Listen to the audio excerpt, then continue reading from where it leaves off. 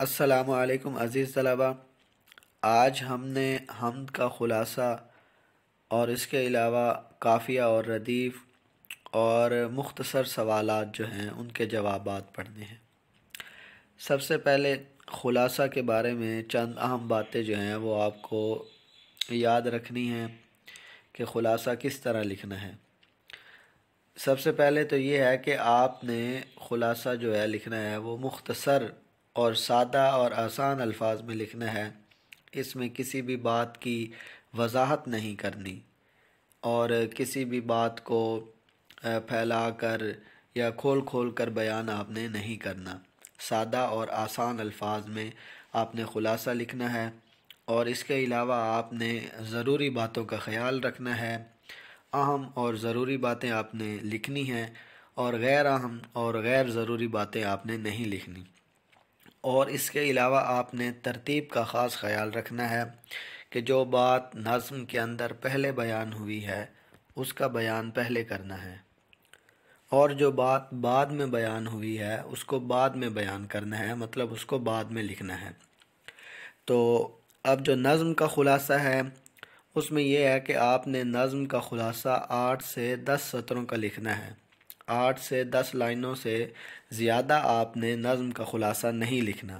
یہ سب سے اہم بات ہے جو آپ نے اس کا خیال رکھنا ہے کہ نظم کا خلاصہ 8 سے 10 لائنوں تک لکھنا ہے، اس سے زیادہ نظم کا خلاصہ آپ نے نہیں لکھنا۔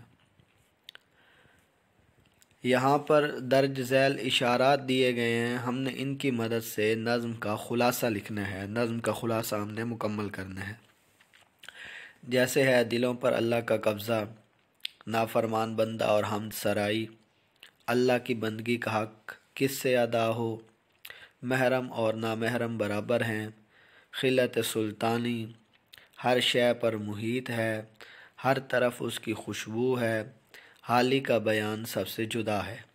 یہ درج ذیل اشارات ہیں، ہم نے ان کی مدد سے خلاصہ مکمل کرنا ہے۔ اگر ہم انہی اشارات کو جملوں میں تبدیل کر دیں تو یہ ہمارے 8 سے 9 جملے بنیں گے، اور ہم نے لکھنا بھی خلاصہ جو ہے وہ 8 سے 9 جملے لکھنے ہیں، 8 سے 9 لائنیں لکھنی ہیں۔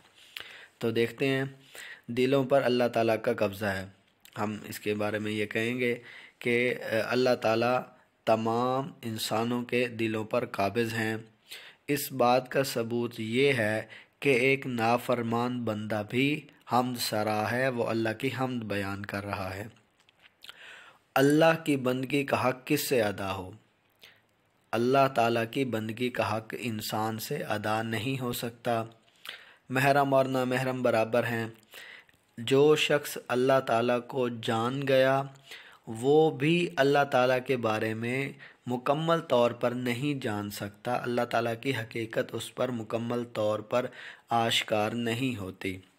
خلت سلطانی، ہر شے پر محیط، جو اللہ تعالیٰ کے گدا ہیں، اللہ کے در کے فقیر ہیں، وہ اللہ کے ذکر میں مشغول رہتے ہیں، ان کی نظر میں دنیا کی کوئی قیمت نہیں ہے، وہ خلت سلطانی سے متاثر نہیں ہوتے، وہ اپنی کملی میں مگن رہتے ہیں۔ اور اللہ تعالیٰ ہر شے پر محیط ہے، ہر طرف اللہ تعالیٰ کی خوشبو جو ہے وہ پھیلی ہوئی ہے۔ حالی کا بیان جو ہے وہ سب سے جدا ہے، سب سے منفرد اور الگ ہے۔ یہ درج ذیل نکات تھے جن کی مدد سے ہم نے خلاصہ مکمل کیا ہے۔ خلاصہ ہم نے، میں ایک بار دفعہ پھر بتا رہا ہوں کہ 8 سے 10 سطروں کا لکھنا ہے۔ اس کے بعد قافیہ ہے۔ شعر کے آخر میں آنے والے ہم آواز الفاظ کو قافیہ کہتے ہیں۔ ہر شعر میں قافیہ تبدیل ہوتا ہے، تاہم ان کی صوت یعنی آواز ایک جیسی رہتی ہے۔ قافیہ کی جمع قوافی ہے۔ چند مثالیں درج ذیل ہیں۔ آپ نے یہ بات یاد رکھنی ہے کہ شعر کے آخر میں جو ہم آواز الفاظ ہوتے ہیں ان کو قافیہ کہتے ہیں، یہ آپ نے یاد رکھنا ہے۔ اس کی مثالیں آگے دیکھ لیتے ہیں تاکہ آپ کو پتہ چل جائے کہ قافیہ کون سے ہوتے ہیں۔ دل ناداں تجھے ہوا کیا ہے، آخر اس درد کی دوا کیا ہے، ہم ہیں مشتاق اور وہ بیزار، یا الہی یہ ماجرا کیا ہے، میں بھی منہ میں زبان رکھتا ہوں، کاش پوچھو کہ مدعا کیا ہے۔ یہ 3 اشعار ہیں۔ اب ہم نے ان کی مدد سے دیکھنا ہے کہ قافیہ ان میں کون سے استعمال ہوئے ہیں۔ تو آپ دیکھیں ان اشعار میں ہوا، دوا، ماجرا اور مدعا، یہ جو الفاظ استعمال ہوئے ہیں یہ قافیہ ہیں۔ دیکھیں ان کی آواز ایک جیسی ہے، ہوا، دوا، ماجرا، مدعا، تو ان کی آواز ایک جیسی ہے، اس لیے ہم ان کو قافیہ کہتے ہیں۔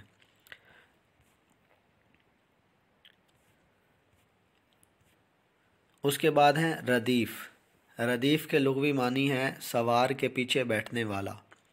شعر کے آخر میں آنے والے لفظ یا الفاظ کے مجموعے کو ردیف کہا جاتا ہے۔ چونکہ یہ لفظ یا الفاظ قافیے کے بعد آتے ہیں اس لیے انہیں ردیف کا نام دیا گیا ہے۔ ہر شعر میں ردیف کا لفظ یا الفاظ ہو بہو دہرائے جاتے ہیں اور ان میں کوئی تبدیلی نہیں ہوتی۔ تو ردیف کیا ہوتا ہے کہ ردیف کے معنی ہے کہ پیچھے، سوار کے پیچھے بیٹھنے والے کے۔ شعر کے آخر میں آنے والے جو الفاظ ہوتے ہیں ان کا جو مجموعہ ہے وہ ردیف کہلاتا ہے اور یہ قافیہ کے بعد آتے ہیں۔ ایک بات تو یہ ہے کہ شعر کے آخر میں یہ بار بار آتے ہیں، دہرائے جاتے ہیں، اور دوسری بات یہ قافیہ کے بعد آتے ہیں اور ان میں کوئی تبدیلی نہیں ہوتی، یعنی کہ ایک شعر میں جو ردیف استعمال ہوئی ہے اگلے شعر میں بھی ردیف وہی استعمال ہوگی، اس میں کوئی تبدیلی نہیں ہوگی اور یہ قافیہ کے بعد آئیں گے۔ اس کی بھی چند مثالیں یہاں پر درج ہیں۔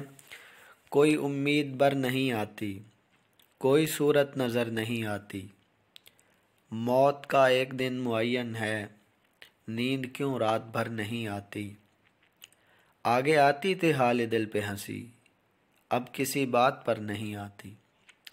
ان اشعار میں اگر آپ دیکھیں تو پہلے شعر میں نہیں آتی، نہیں آتی، یہ بار بار دہرایا جا رہا ہے اور یہ شعر کے آخر پر ہے۔ دیکھیں اس سے پیچھے بر ہے، نظر ہے، یہ قافیہ ہیں، نہیں آتی، نہیں آتی، یہ قافیہ کے بعد آ رہے ہیں اور یہ ہو بہو دہرائے جا رہے ہیں۔ تو یہ نہیں آتی جو ہے ان اشعار میں ردیف ہے۔ دوسرے شعر میں پھر ہے نہیں آتی، پھر آخری شعر میں بھی ہے نہیں آتی، تو قافیہ کے بعد۔ اب ان اشعار میں اگر آپ قافیہ تلاش کریں تو بر، نظر، بر، پر، یہ قافیہ ہیں، اور اس نے کہا بھی تھا کہ قافیہ کے بعد بار بار دہرائے جاتے ہیں اور یہ تبدیل نہیں ہوتے، ان میں کسی قسم کی تبدیلی نہیں ہوتی۔ تو ان اشعار میں نہیں آتی جو ہے وہ ردیف ہے اور یہ بغیر کسی تبدیلی کے بار بار دہرائے جا رہے ہیں۔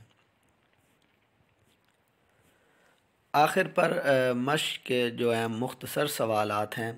پہلا سوال ہے کہ کون سا بندہ ہم سرا ہے؟ نافرمان بندہ ہم سرا ہے۔ دوسرا سوال ہے کہ کس کا حق سب سے مقدم ہے؟ اللہ تعالیٰ کا حق سب سے مقدم ہے۔ محرم اور نامحرم میں کیا فرق ہے؟ محرم کا مطلب ہے جاننے والا اور نامحرم کے معنی ہے ناواقف۔ اللہ کا گدھا کس میں مگن رہتا ہے؟ اللہ کا گدھا اپنی کملی میں مگن رہتا ہے۔ آخری سوال ہے باد صبا گھر گھر کیا لیے پھرتی ہے؟ باد صبا گھر گھر اللہ تعالیٰ کی توحید کا پیغام لیے پھرتی ہے۔ عزیز طلبہ، آج ہم نے نظم کا خلاصہ پڑھا، اس کے بعد قافیہ اور ردیف کی تعریف پڑھی، پھر شعری مثالوں میں ہم نے قافیہ اور ردیف کی پہچان کی، اور آخر پر ہم نے مشقی سوالات میں سے سوال نمبر 1 جو ہے مختصر سوالات کے جواب وہ ہم نے پڑھے ہیں۔